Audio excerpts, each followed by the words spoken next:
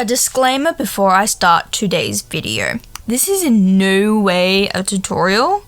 This is just more of a breakdown on how I do art because so many of you were curious and I had this video on the back burner for a while because I did ask Instagram earlier this year what they wanted out of me and I honestly forgot about it.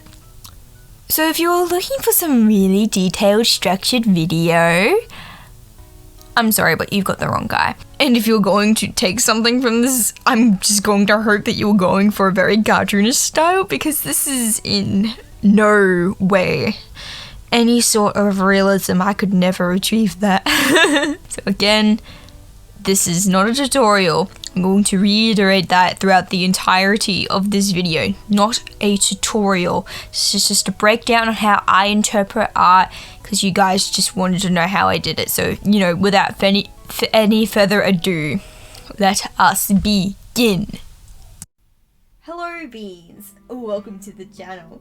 My name's Gale. How you been? How you doing? That's great to hear. And if you're a returning viewer, welcome back, I guess, or I don't know why you're here. Just kidding, I love you here. Please stay. Please.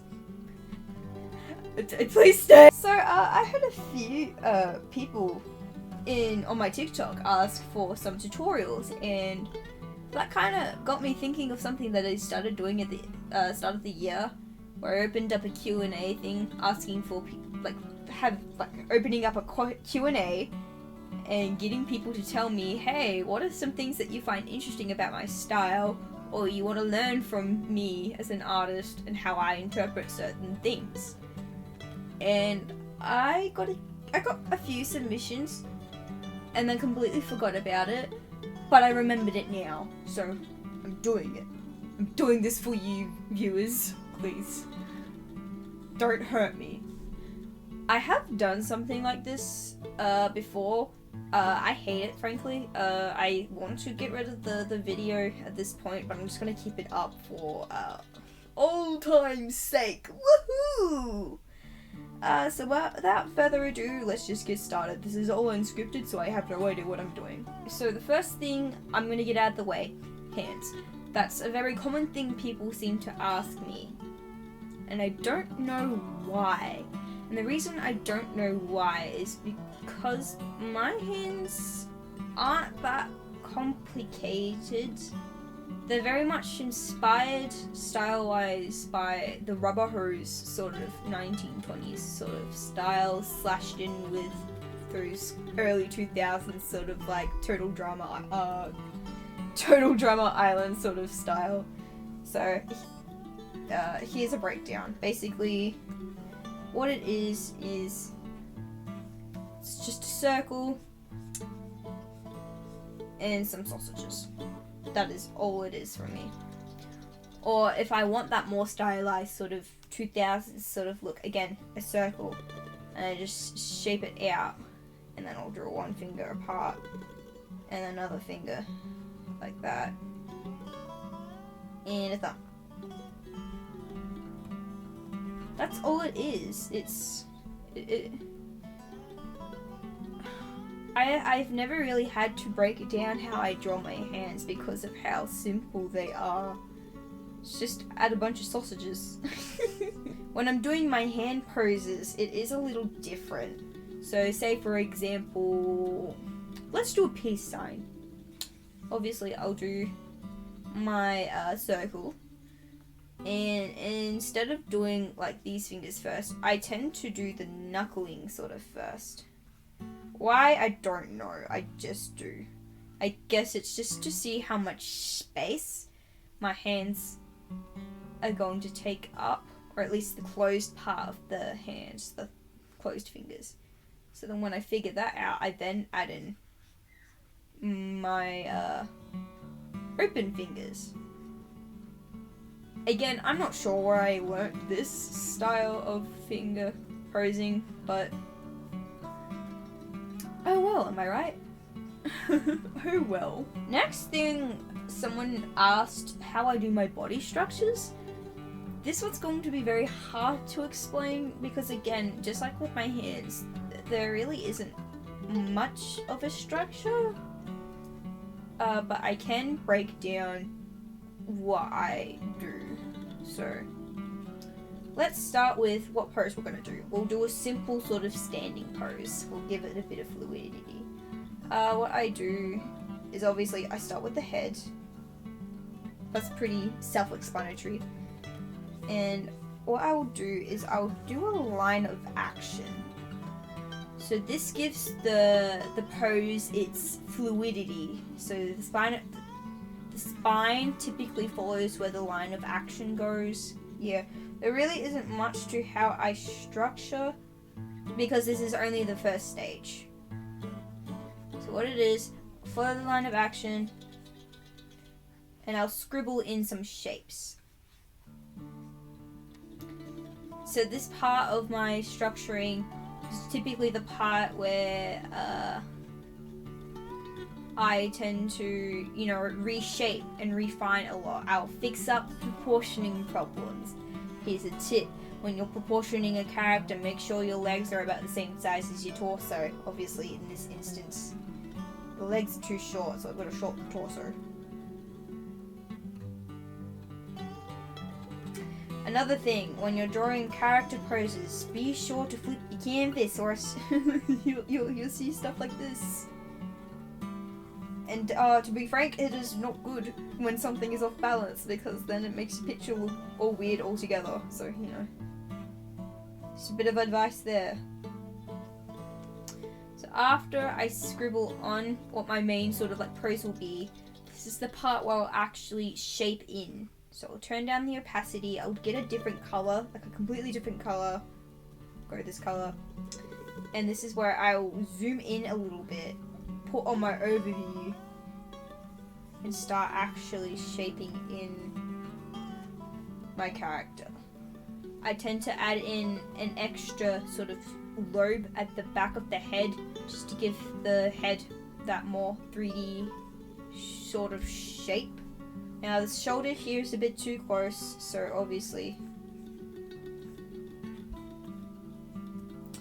I would move that out a bit. Move this in a bit. Instead of doing like a circle, I just do in the starts of the thighs. I don't know. I haven't needed to go into full structures with my character poses for a very long time because I've been doing this for a very long time. Again, if you're looking for some sort of tutorial, this isn't it. This is just more of a breakdown of what my process is. Again, I did it too long. He's too long of a boy. Here we go. That's much better. One thing to keep in mind is to always think of your characters as three-dimensional. So I don't make it very apparent now, but I use a lot of cylinders, or I interpret a lot of cylinders. Again, I see like exact pictures in my head. It's very interesting, and I'm just able to interpret it. I know a lot of people aren't, and it's just hard for me to explain because everyone's different. I'll split the foot up into 3 different sections. So you'll have the toes, you'll have the base of the foot, and you've got the heel. I have no thought process. Now, something I like to do with the chest is if someone does have a bit of a rounder sort of like chest, I tend to do a bit of like a heart.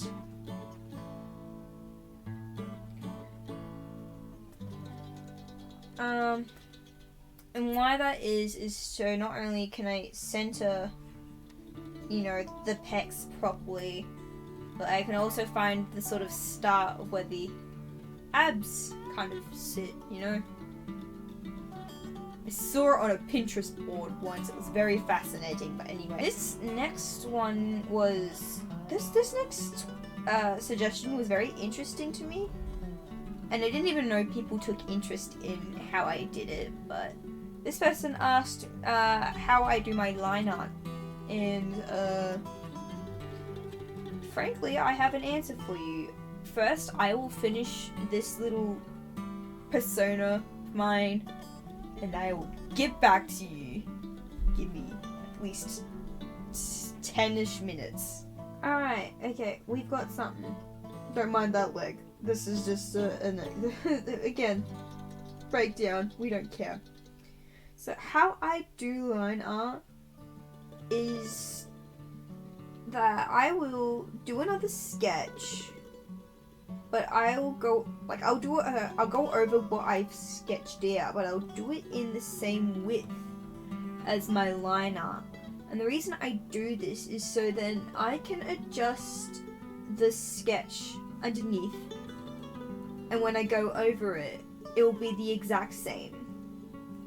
So I'll quickly do this. Final details, let's go. Okay, so here is the sketch. So say, I don't know, let's do this, let's shrink this down here. So now that I have this sort of like under sketch sort of like done, I can now follow that exact line art like precisely. So I'll turn that down and I'll choose my line art color. Recently I've been going with a lot of the brighter sort of, well, not brighter, but I've been going for a lot of like toned sort of line art. I'll put on weighted, so then I have that stability and my lines aren't so shaky. And I will flick off. So it doesn't matter whether or not I go outside of the lines or not, because I'm just going to end up erasing it anyway. And I'll get back to you once I am done. And yeah, here's the final line art. Not my best work, but you kind of get the idea of how it kind of goes. And then when I'm doing coloured sort of line art, now that I'm currently doing it, what I'll do is I will go over another layer. I will go into lighten. And then, is it lighten? Just trying to remember. I don't think it's this, is it? No, maybe it's darken. Yeah, easy burn. So go to easy burn. So here's a reason why I went with this sort of color. So when I went to say do my yellow and go to this, do an alpha lock, and I'll go over it and it will give it that sort of colored tone that I want. And then when I go to like normal or whatever, it will still be the same. So whenever I do colored line art, I just do an extra layer and do an alpha lock and just go over it with an easy burn. And then I'll turn it down typically to about like 50%, just so then it's not overly like in your face, but also so then the colors don't kind of like go away, you know? The last sort of thing someone asked me was how I do my text bubble technique. This is in regards to my comics. So what I'll do is, let's take a different color. Let's take this color and go up to 10. Go back to basic. What I'll do is I'll draw up a square. Oh, you can't see that, can you? Oh, this color instead. There we go. It's fine. Go to this color instead. Let's say for example, we have a character talking in this panel.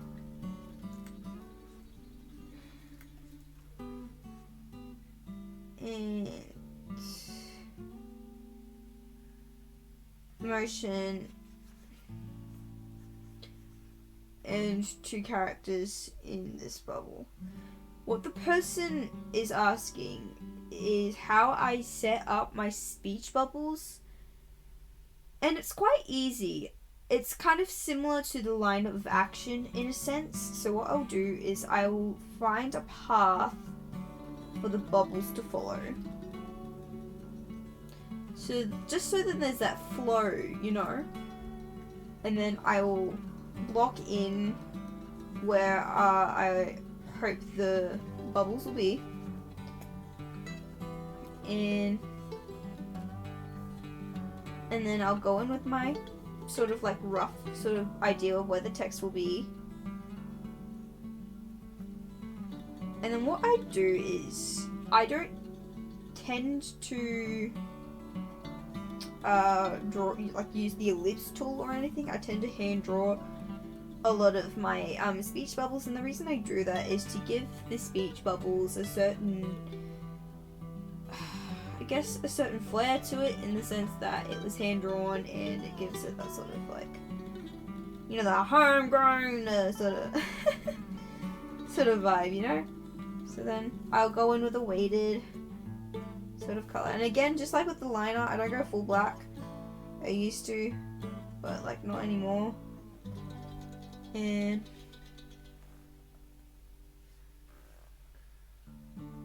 I'll put in my speech bubbles. Oh, and yeah, that was pretty. Oh no, wait, no, there's one more thing. The last thing which caught me by surprise was this person asked me how I drew Bonnie. In context, they're asking how I draw my version of Glamour Bonnie from Five Nights at Freddy's sister location. So instead of doing just Bonnie, I'm just going to show you how I draw furries, because at this point I feel like a lot of my fan base is furries anyway. So it really depends on how animalistic I'm going, I guess is the right term. It's probably not. I haven't been in the fandom for a very long time, so I don't know any of the terms. I just draw the characters. People seem to like it. It's fine. So what I tend to do is the body shape's pretty much the same, except with the legs, depending on what type of animal I'm doing. So say for example, it's more of a mammal type of character. Their legs tend to be built up with longer sort of like, so as you could see from my sort of like design, I have my thigh, my leg, my ankle, and the main foot, right? 3 parts in your toes. So humans have about 4 sort of joints. And a furry, well, an anthropomorphized character is similar in the sense that it's just elongated. Like, it'll just go 1, 2, 3, and then 4. That's really it. That main body bit, we just have an extra little bit, you know, and they're just chilling up on top of their toes. Sometimes with certain characters I will skip the 3 sort of part and I'll do a weird sort of like bulbous sort of like shape, but that's more for when I'm doing a lot of the rounder sort of characters. So when I draw characters like my Bonbon, he has that sort of style of foot in that he does his leg shapes aren't that apparent because I've designed him that way. I've made him look more round, and I don't want too much angle to him. You know? How I structure the faces is quite different too. I don't do the extra lobe behind, and the reason for that is because it tends to make my anthro characters look too. They look kind of odd with that extra lobe behind their head, and it doesn't look good in that sort of style. What I tend to do is I'll build his head normally, like how I normally would with any sort of character. I wouldn't add in that extra lobe. And what I do So when I'm placing the ears, I tend to follow where the neck is.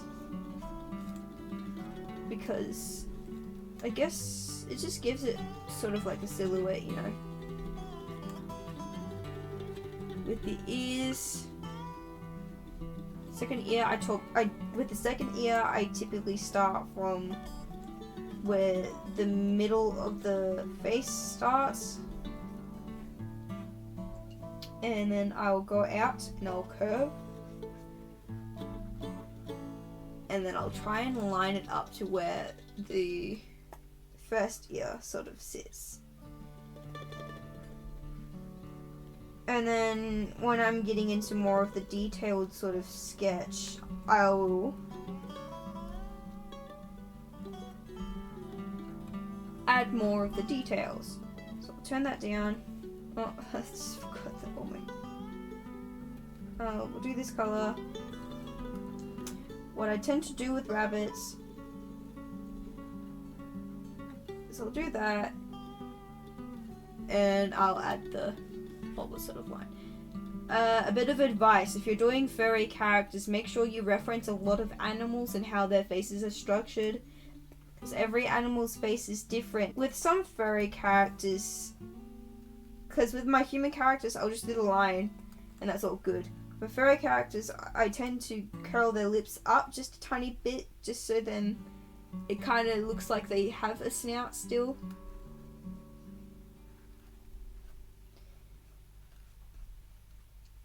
Gives their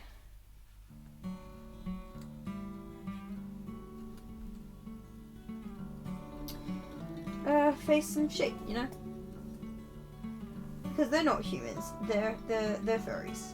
I'm sorry, I keep calling them furries, it's just easier. Let's fix that up a bit. When you're doing your details, be sure to add your little fluff lines. I typically add the fluff lines where the joints sort of meet,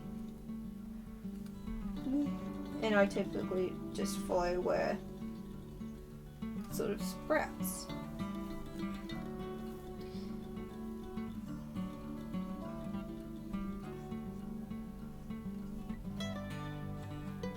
And there we go.